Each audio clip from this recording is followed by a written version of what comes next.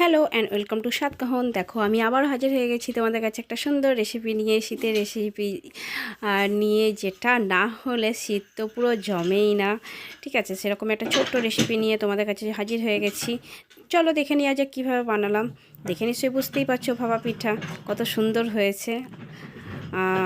দেখো আমি চালের গুঁড়ো নিয়েছিলাম বেশ অনেকটা, তো সেটাকে প্রথমে আমি পানি দিয়ে এরকমভাবে পুরো মিশিয়ে নিয়েছি। তোমরাও করতে পারবে খুব ইজিলি এটাকে। হাতের মুঠোর মতো যখন ময়াম দেওয়ার মতো যখন হাতের মুঠো হয়, এরকম হাতের মুঠো বাঁধলেই জানবে, অল্প অল্প করে পানি দিয়ে মেখে নিলেই আর ওরকম হাতের মুঠো হলেই বুঝতে পারবে যে হ্যাঁ হয়ে গেছে আটা মাখাটা। তারপরে দেখো চালের আটাটাকে আমি এরকম একটা ঝাঁঝরির মধ্যে নিয়ে পুরো চেলে নিচ্ছি। তোমাদের কাছে যদি না থাকে প্লাস্টিকে এরকম যদি কিছু একটা থাকে, তো সেটাকে নিয়েও একটু বড় মানে ফাঁদ হতে হবে, তো সেটাকে নিয়েও চেলে নিতে পারো তোমরা সুন্দর করে। দেখো আমি সুন্দর করে চেলে নিয়েছি।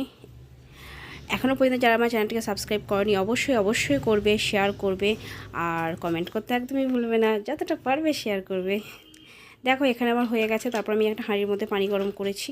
দেখো আমি দুরকমভাবে দেখাচ্ছি তোমাদেরকে। এখানে খেজুর গুড় নিয়ে নিয়েছি বেশ কিছুটা। তারপরে দেখো একটা বাটি নিয়েছি, তার মধ্যে চালের গুঁড়োটা খুব আলতোভাবে দিতে হবে, একদমই চেপে দেবে না, তাহলে কিন্তু একদমই হবে না ভাপা পিঠা।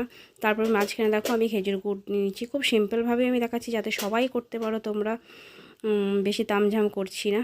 খুব আলতোভাবে দেবে, বুঝতেই পারছো কত আলতোভাবে দিয়েছি আমি। আর একদমই আমি কিন্তু এটা চাপ দিচ্ছি না, চাপ দিলে কিন্তু একদমই হবে না।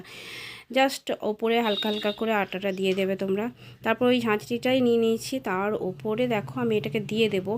কিন্তু ব্যাড লাক, আমার এইভাবে হয়নি। আমি ইউটিউবে কোনো এক ভিডিওতে দেখেছিলাম এইভাবে হয়েছে, বাট আমার কাছে হয়নি। তাই আমি প্রেশার কুকারের মধ্যে পানি নিয়ে তার উপরে একটা পিপ দিয়েছিলাম, সেটাকে নিয়ে আমি করেছি। দেখো এইভাবে তো মানে অসম্ভব তাড়াতাড়ি, অসম্ভব সুন্দর হয়েছিল আমার কাছে। তোমরা এইভাবেই করো, নাহলে কিন্তু আমি প্রথমবার যেটা দেখালাম সেইভাবে করলে কিন্তু একদমই হবে না। দেখো কত সুন্দর হয়েছে, তোমাদেরকে একটা কেটে দেখাচ্ছি আমি। খেতেও তো খুব সুন্দর হয়েছিল। দেখো অনেক গরম আছে, হাতে গরম লাগছে। দেখো খুব সুন্দর হয়েছে। বাড়িতে অবশ্যই করবে। সবাই ভালো থেকো, সবাইকে ভালো রেখো।